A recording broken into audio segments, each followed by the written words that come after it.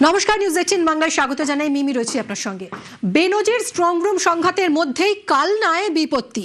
কালনা কলেজের স্ট্রং রুমে CC camera গতকাল সন্ধে 6টা 5 মিনিটে 2 মিনিটের জন্য বন্ধ ছিল বলে অভিযোগ। ক্যামেরা বিভ্রাটে স্ট্রং রুমে পূর্বস্থলী দক্ষিণের প্রার্থী ছুটে যান। কারচুপির অভিযোগ তুলছে তৃণমূল। কথা বলবো, নবকুমার রয়েছে সঙ্গে। নবকুমার, নির্বাচন কমিশনের নজরে আনা হয়েছে এই বিষয়টা, তৃণমূলের কি অভিযোগ?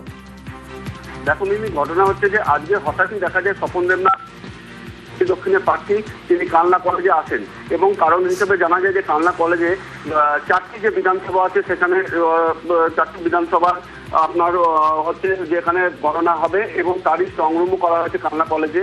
এবং সেইখানে জানা যায় যে কালকে গতকাল সন্ধ্যায় 6টা বেজে 5 মিনিটের সময় 2 মিনিট বন্ধ ছিল। কেন এই 2 মিনিট বন্ধ থাকবে এই বিষয়ে রীতিমতন তিনি এসে ওখানকার কর্মরত অফিসারদের সাথে কথা বলেন এবং সেই বিষয়ে তীব্র প্রতিবাদ জানান এবং আরও তিনি অভিযোগ করেন যে এর কারণ 2 মিনিট একটা ভাইটাল বিষয় যখন আছে তখন সেখানে অনেক কিছু হয়ে যেতে পারে এবং তারা কেন এই বিষয়টা বন্ধ থাকলো এই বিষয়ে তিনি জানতে চান এবং তিনি রীতিমতন ভাবে তীব্র ভাষায় প্রতিবাদ করেন যে এইটা কোনো একটা চক্রান্তর বিষয় হয়ে যেতে পারে। কি বিষয় সেই বিষয়টাকে তলব করে এবং সেই রিপোর্টটা কি বলছেন তিনি শুনবো।